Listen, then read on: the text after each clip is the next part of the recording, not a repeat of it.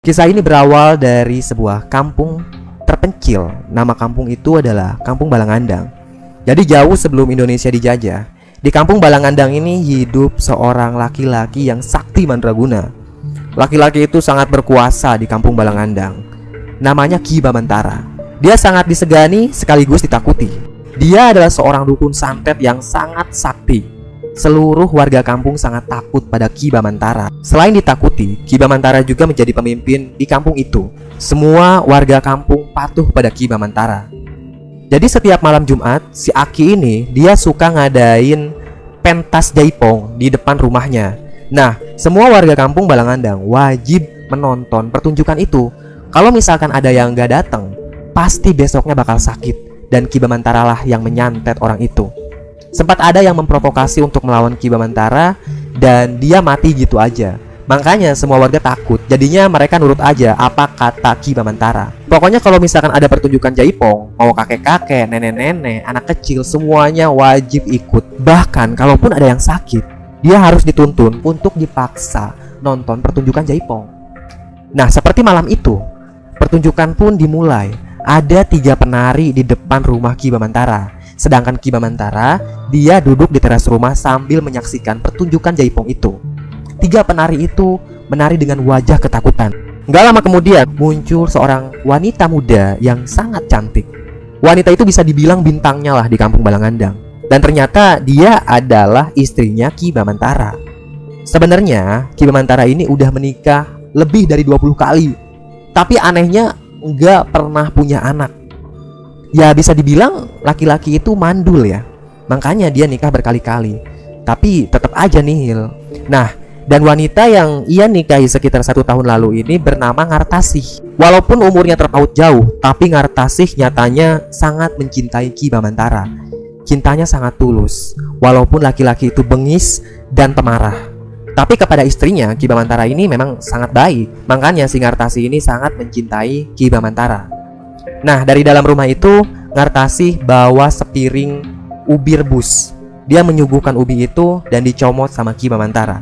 Sebelum Ngartasih pergi, Ki Bamantara memegang tangan kanan istrinya itu, lalu dia mencium tangan Ngartasih dengan penuh cinta. Ki Bamantara pun kembali menyaksikan pertunjukan jaipong. Tapi entah apa yang terjadi, tiba-tiba salah satu penari jaipong pingsan gitu aja. Ki Bamantara pun langsung bangun dan mendekat ke penari jaipong itu. Seketika kerumunan terbelah menjadi 2. Mereka semua menunduk, gak ada yang berani melihat wajah Ki Bamantara. Karena Ki Bamantara ini sangat bengis dan menakutkan. Dia mendekat ke wanita yang pingsan tadi dan menyentuh kening wanita itu. Umur si penari kisaran 15 tahun lah, masih muda. Tapi pas Ki Bamantara baca-baca mantra, wanita itu tiba-tiba bangkit. Wajahnya merah dan matanya menyala. Dia benar-benar kesurupan. Dan wanita itu berkata, "Kali ini kau pasti binasa, Ki Bamantara." Begitu kata wanita itu. Dan saat Ki Bamantara akan mengeluarkan kerisnya, tiba-tiba aja dari balik pepohonan muncul sebuah delman. Delman itu dibawa oleh seorang prajurit dan di kanan kirinya juga ada prajurit yang mengawal. Entah dari mana datangnya para prajurit itu. Dan tampak jelas di atas delman itu ada seorang wanita yang berkebaya hijau. Dan itu adalah Nyi Roro Kidul. Ki Bamantara tahu karena dia pernah ketemu sama Nyi Roro Kidul. Nyi Roro Kidul yang ada di atas delman itu tidak turun dari delmannya. Tapi wanita yang tadi kesurupan, dia mendekat ke delman itu lalu naik ke atas delman. Dia pun duduk di samping Nyi Roro Kidul. Beberapa saat kemudian, delman itu pun pergi gitu aja. Semua warga benar-benar ketakutan karena mereka ngeliat delman itu masuk ke dalam kegelapan lalu menghilang gitu aja. Setelah kejadian itu, Ki Bamantara langsung membubarkan kerumunan. Ia dan istrinya masuk ke dalam rumah. Tanya istrinya, "Ada apa, Ki?" "Aku gak tahu, kayaknya ada kesalahan fatal yang aku lakukan," kata Ki Bamantara. "Lalu bagaimana, Ki?" "Nanti akan aku cari tahu. Aku akan pergi ke makam keramat." Nah, di Kampung Balangandang ini memang ada sebuah makam keramat yang sering dikunjungi sama Ki Bamantara. Nah, dan makam itu adalah makam ayahnya Ki Bamantara. Malam itu juga setelah Ki Bamantara melakukan sajenan di rumahnya sendiri, sekitar jam 12 malam, dia pergi ke makam keramat. Makam keramat itu terletak jauh dari Kampung Balangandang. Dia adanya di tengah-tengah hutan. Nah, asal teman-teman tahu kalau nggak semua warga kampung Balangandang ini takut sama Ki Bamantara. Ada satu orang yang sangat dendam pada Ki Bamantara. Namanya Sunaryo. Sunaryo ini istrinya meninggal gara-gara dia nggak ngehadirin tari jaipong di depan rumahnya Ki Bamantara. Besoknya istrinya Sunaryo muntah beling dan mati gitu aja. Sunaryo yakin yang menyantet istrinya itu adalah Ki Bamantara. Akhirnya dia meninggalkan rumahnya dan tinggal di tengah-tengah hutan juga, yang tak lain adalah dekat dengan makam keramat. Nah, gak jauh dari makam keramat itu ada gubuknya si Sunaryo. Beberapa kali Sunaryo coba untuk menyantet Ki Bamantara, tapi santetnya itu mental terus karena Ki Bamantara lebih sakti dibanding Sunaryo. Nah, kebetulan malam itu kan hujan gerimis ya. Dengan seorang diri Ki Bamantara masuk ke dalam hutan. Dia juga bawa patromax. Nah, dan di tengah-tengah perjalanan Ki Bamantara, gak sengaja si Sunaryo ini ngeliat. Dari kejauhan Sunaryo ngeliat cahaya yang bergerak ke arah makam. Buru-buru dia ngikutin cahaya itu, dan ternyata itu adalah Ki Bamantara. Dia ngintip tuh dari balik pepohonan. Ki Bamantara duduk di samping makam dan dia mulai membaca mantra-mantra. Batu nisan makam itu dibungkus pakai kain kafan yang udah sangat kotor. Pokoknya terlihat sangat keramat ya. Nah, dan pas Ki Bamantara baca mantra, tiba-tiba dari permukaan makam itu keluarlah segumpal asap kental. Sunaryo benar-benar kaget melihat kejadian itu. Dan pas dia mau kabur, tiba-tiba aja di hadapan dia udah ada Ki Bamantara. Wajah Ki Bamantara sangat menakutkan dan terkesan mengancam. Sunaryo langsung tertunduk dan dia minta ampun pada Ki Bamantara, lalu lari begitu aja. Ki Bamantara tahu kalau misalkan Sunaryo ini masih hidup, tapi dia nggak peduli sama laki-laki itu, karena yang dia pikirin sekarang adalah kenapa Nyi Roro Kidul sampai marah pada Ki Bamantara. Dan ternyata setelah dia berkunjung ke makam keramat, akhirnya malamnya dia mimpi. Alasan Nyi Roro Kidul itu marah karena ada satu keturunan Nyi Roro Kidul yang merasa sakit hati pada Ki Bamantara. Dan keturunan itu adalah si Sinden yang pernah kesurupan. Nah, itu si Sinden itu namanya si Santika. Santika ternyata dia masih ada keturunan Nyi Roro Kidul, atau ayah dan bapaknya itu bisa jadi salah satunya adalah jin. Nah, semenjak saat itu kan Ki Bamantara benar-benar takut karena mau bagaimanapun kekuatan Nyi Roro Kidul ini gak bisa terkalahkan sama lelaki tua itu. Dalam mimpi itu juga Ki Bamantara nanya, lalu apa yang harus saya lakukan, Pak? Tanya Ki Bamantara. Nah, si bapak-bapak itu menyarankan Ki Bamantara untuk melakukan sajenan ke laut. Kebetulan kan kampung Balangandang ini dekat sama laut. Sebelum menjelang pagi, laki-laki tua itu mendekati bibir pantai. Ki Bamantara pun melakukan apa yang disarankan oleh ayahnya. Menjelang subuh, dia berangkat ke pantai sambil membawa sajenan. Sementara itu di dalam hutan, Sunaryo sedang menuntut ilmu Waringin Sungsang. Ini adalah ilmu santet yang sangat berbahaya. Orang yang pengen punya ilmu ini harus bertapa di sebuah gua yang sangat angker. Gua itu adanya di bibir pantai selatan, yaitu di daerah kekuasaan Nyi Roro Kidul. Kebetulan lokasi gua itu gak jauh dari kampung Balangandang, tapi gak ada satu orang pun yang berani masuk ke gua itu. Konon katanya di dalam gua tersebut ada kuyang yang sangat ganas. Kuyang itu biasa memangsa manusia. Dan kalau misalkan orang yang pengen menuntut ilmu Waringin Sungsang, maka dia harus menjinakkan kuyang tersebut. Sunaryo sudah benar-benar gelap hati. Dia ingin membalaskan dendamnya pada Ki Bamantara yang telah membunuh istrinya tercinta. Maka malam itu juga Sunaryo berangkat ke gua yang sangat angker. Dia bertapa selama 3 hari 3 malam tanpa makan dan tanpa minum. Tapi Sunaryo masih bisa bertahan. Selama pertapaannya itu, Sunaryo diganggu oleh makhluk-makhluk gaib. Seperti tiba-tiba muncul ada singa putih atau ada buaya di depannya. Dan yang paling menakutkan, dia pernah melihat katak sebesar gentong. Dan itu sangat-sangat menakutkan. Tapi Sunaryo masih bisa bertahan.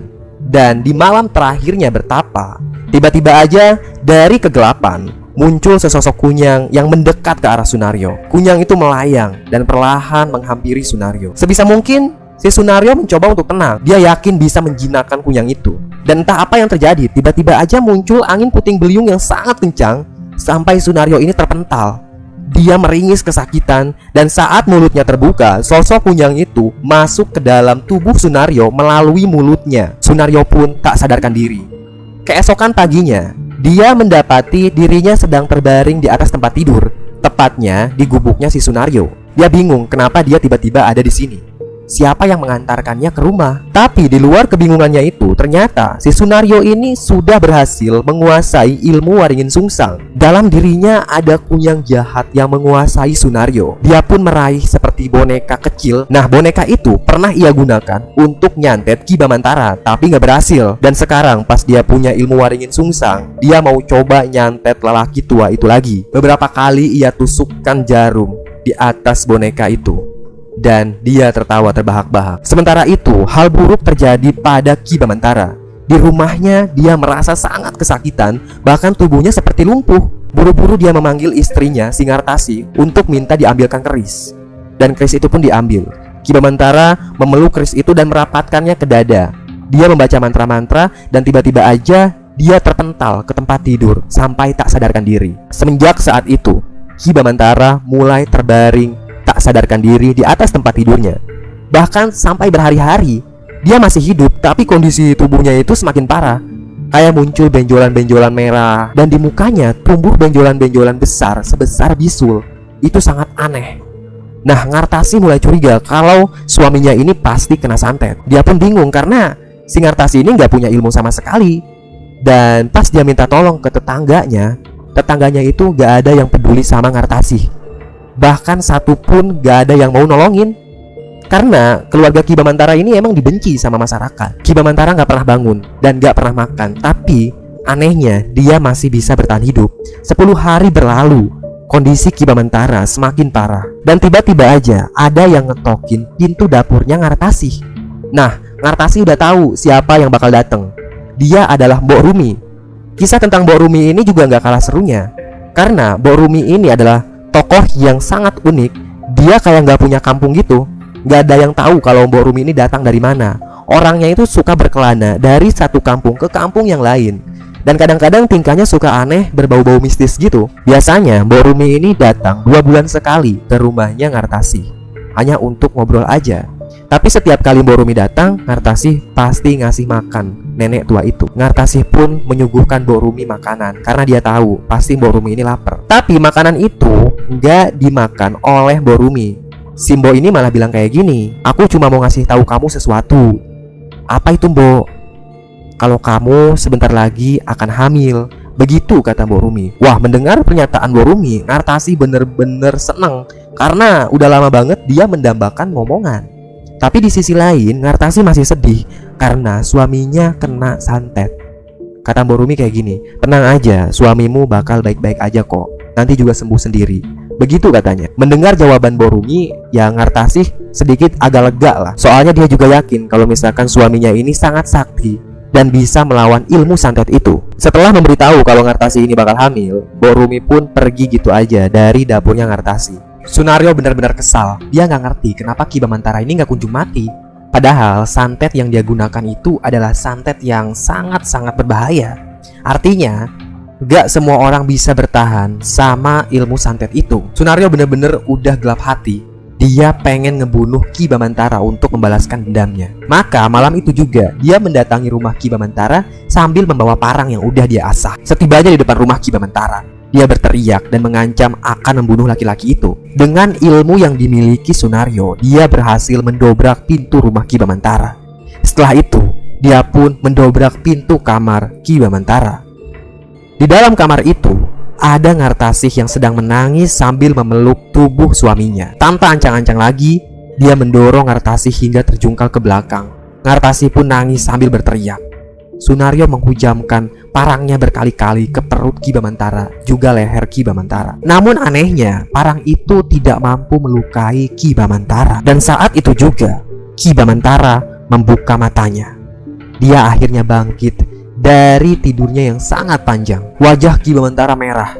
Dia benar-benar marah pada Sunaryo. Hanya dengan menjentikkan jari, Ki Bamantara mampu membuat Sunaryo terpental hingga terbanting ke dinding. Segera Ki Bamantara membaca mantra, dan dari dalam mulut Sunaryo keluarlah sosok Kunyang yang pernah masuk ke dalam dirinya. Kunyang itu berhasil dihancurkan oleh Ki Bamantara. Selang beberapa saat, Ki Bamantara langsung memikul tubuh Sunaryo. Dia membawa tubuh laki-laki itu ke pantai selatan, dan di sana dia membaringkan tubuh Sunaryo. Ki Bamantara duduk sila menghadap laut lepas.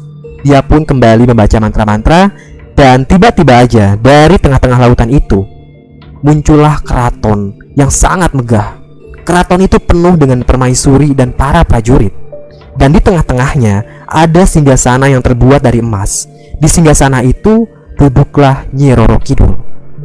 Wajahnya sangat cantik. Dia tersenyum pada Ki Bamantara. Ternyata penyakit yang selama ini diidap sama Ki Bamantara itu bukanlah dari santet kirimannya si Sunaryo, tapi penyakit itu disebabkan oleh kutukan Nyi Roro Kidul. Sajen yang diberikan Ki Bamantara itu tidak cukup, dan Nyi Roro Kidul murka lalu mengirim penyakit pada Ki Bamantara. Selama Ki Bamantara tak sadarkan diri, rohnya itu masuk ke keraton Nyi Roro Kidul.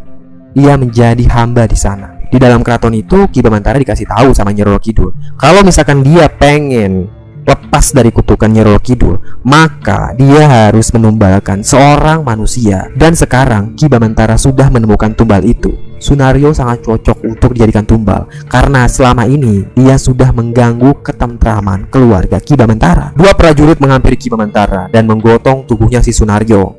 Mereka membawa tubuh itu ke tengah-tengah lautan dan hilang gitu aja. Begitupun dengan keratonnya, itu menghilang tanpa ada jejak. Yang terlihat hanya riak-riak air di lautan. Semenjak kejadian itu, Ki Bamantara merasa lega. Dia yakin kalau misalkan tumbal yang udah dia berikan itu sudah cukup, dan keluarganya tidak akan pernah diganggu lagi sama Nyi Roro Kidul. Tapi ternyata dugaan Ki Bamantara ini salah. Beberapa bulan kemudian, saat kandungan Ngartasi semakin membesar, dia bermimpi ketemu sama Nyi Roro Kidul. Nyai meminta anak yang ada di kandungan Ngartasi. Ngartasi benar-benar kaget dan dia panik. Keesokan paginya Ngartasi cerita kalau misalkan anaknya itu diinginkan sama Nyi Roro Kidul untuk menjadi makhluk di alam gaib. Wah, jelas aja Ki Bamantara kaget. Dia nggak terima kalau anak yang didamba-dambakannya selama ini harus jadi tumbal dan menjadi penghuni alam gaib. Dia pun pergi ke pantai selatan sambil membawa sajenan. Dan seperti biasa, keraton itu muncul lagi. Ki Bamantara memohon pada Nyi Roro Kidul agar anaknya tidak dijadikan tumbal juga. Untungnya ada syarat lain. Kalau misalkan anaknya ini gak mau ditumbalkan, Ki Bamantara harus menumbalkan 40 anak-anak di kampungnya. Nyi Roro Kidul pun memberikan biji-bijian, entah biji apa. Yang jelas, biji-bijian itu dibungkus oleh kain hitam. Dia memberikannya pada Ki Bamantara. Kata Nyi Roro Kidul, tanamkan biji-bijian itu di belakang rumah yang akan dijadikan tumbal. Nanti akan kujemput anak itu. Dan tanpa pikir panjang lagi, sekitar jam 2 malam, Ki Bamantara langsung menanamkan biji-bijian itu di setiap rumah yang punya anak kecil. Lelaki tua ini hafal betul siapa saja di kampungnya yang punya anak kecil. Dan benar saja, setelah Ki Bamantara selesai menanamkan biji-bijian itu, keesokan paginya anak-anak di kampung Balangandang hilang gitu aja. Warga benar-benar digegerkan dengan kejadian aneh itu, dan mereka sangat mencurigai Ki Bamantara. Lagi pula, siapa lagi yang berurusan dengan alam gaib selain Ki Bamantara? Karena laki-laki tua itu benar-benar sakti. Siang itu sekitar jam 1, warga sudah berkumpul di depan rumah Ki Bamantara untuk membunuh laki-laki tua itu. Mereka semua membawa parang dan ada juga yang bawa minyak tanah untuk membakar rumah Ki Bamantara. Sementara itu di dalam rumah hanya ada Ki Bamantara yang sedang menghadap kemenyan yang ia bakar satu persatu. Sedangkan Ngartasi sudah kabur melalui pintu belakang. Ki Bamantara yang menyuruhnya. Dia tahu kali ini warga sudah tidak terkontrol. Ngartasi lari sekuat tenaga masuk ke dalam hutan. Yang ia pikirkan hanya satu, pergi menjauh dari kampung Balangandang dan menyelamatkan anaknya yang lagi ada di dalam kandungan itu. Warga kampung sudah murka. Mereka satu persatu masuk ke dalam rumah Ki Bamantara. Dan di dalam rumah itu ternyata ada 2 macan gaib. Macan itu langsung mencabik-cabik warga yang masuk ke dalam rumah Ki Bamantara. Dagingnya berantakan kemana-mana, bahkan kepalanya terlempar keluar rumah. Mereka langsung ketakutan dan mencoba untuk menjauh dari rumah Ki Bamantara. Tapi ada satu warga yang punya semangat juang, dan dia langsung memprovokasi warga lainnya untuk tetap semangat membunuh Ki Bamantara. Rumah itu pun hangus terbakar. Setelah api padam, Ki Bamantara terkapar tak sadarkan diri di atas lantai. Tubuhnya sama sekali gak kebakar, tapi dia pingsan. Warga pun membawa tubuh Ki Bamantara ke tengah hutan dan diikat di batang pohon. Untuk melukai Ki Bamantara, mereka harus mencukur bulu ketiaknya laki-laki tua itu, karena kekebalan Ki Bamantara itu terletak di bulu ketiaknya. Warga kampung sudah tahu hal itu. Mereka mencukur bulu ketiaknya Ki Bamantara menggunakan golok. Setelah bulu ketiak itu dicukur, Ki Bamantara pun tak punya kekuatan gaib lagi. Setelah Ki Bamantara babak belur, mereka langsung membunuh Ki Bamantara dengan menusukkan parang di perutnya. Ki Bamantara pun tewas. Lain halnya yang terjadi dengan Ngartasih. Dia lari menjauh dari kampung Balangandang. Yang dia pikirkan hanyalah menyelamatkan anak dalam kandungannya itu. Untung aja di tengah-tengah hutan, Ngartasih ngelihat ada sebuah gubuk. Dia masuk ke dalam gubuk itu dan bersembunyi di sana. Dari kejauhan, Ngartasih mendengar teriakan warga memanggil namanya. Warga benar-benar memburu Ngartasih dan ingin membunuh wanita itu. Dia sangat ketakutan. Gak lama kemudian, tiba-tiba aja ada yang noel punggung Ngartasih. Pas Ngartasih noleh ke belakang, Ngartasih kaget. Dia hampir aja teriak. Dan ternyata yang noel punggungnya itu adalah Mbok Rumi. Ngartasih langsung memeluk wanita tua itu. Dia sangat ketakutan. Untungnya warga gak pernah menemukan keberadaan si Ngartasih ini. Berbulan-bulan Ngartasih hidup bersama Mbok Rumi di dalam gubuk tua itu.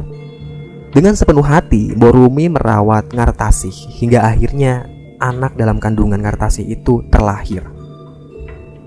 Ia memberi nama anaknya dengan nama Sekar, karena ternyata anak itu adalah perempuan. Ngartasih sangat senang. Akhirnya dia punya keturunan. Tapi setiap malam Ngartasih selalu melamun. Dia memikirkan suaminya yang ada di kampung Balangandang. Apakah suaminya itu masih hidup atau sudah mati? Ingin sekali Ngartasih kembali ke kampung itu untuk menjenguk suaminya. Tapi keadaan masih panas. Bisa-bisa si Ngartasih ini dibunuh. Setahun lebih Ngartasih hidup bersama Mbok Rumi. Ngartasih sangat senang. Mbok Rumi ini udah dia anggap sebagai orang tuanya sendiri. Maklum, dari sejak kecil Ngartasih ini adalah anak yang yatim piatu. Namun pada suatu hari, nasib naas menimpa Ngartasih. Saat itu Mbok Rumi sedang tidak ada di gubuk. Dia pergi untuk mencari kayu bakar. Secara nggak sengaja, ada warga kampung Balangandang yang mempergoki Ngartasih di dalam gubuk itu. Saat itu juga, warga kampung langsung mendatangi gubuknya Ngartasih. Mereka merampas Sekar dari pelukan Ngartasih, lalu Ngartasih diikat gitu aja. Dan mereka membunuh Ngartasih dengan sangat sadis. Jasad Ngartasih ditinggalkan gitu aja di dalam gubuk, sedangkan Sekar diculik oleh warga kampung. Saat Mbok Rumi kembali ke gubuk, dia kaget karena melihat mayat Ngartasih terkapar di atas tanah. Dia nangis sambil teriak mencari si Sekar. Mbok Rumi benar-benar marah pada warga kampung itu dan dia berniat untuk membalaskan dendam. 3 hari berlalu, tak apa yang dilakukan oleh warga kampung. Yang jelas, jasad Sekar sudah mengapung di pantai. Mereka pasti membunuh anak itu.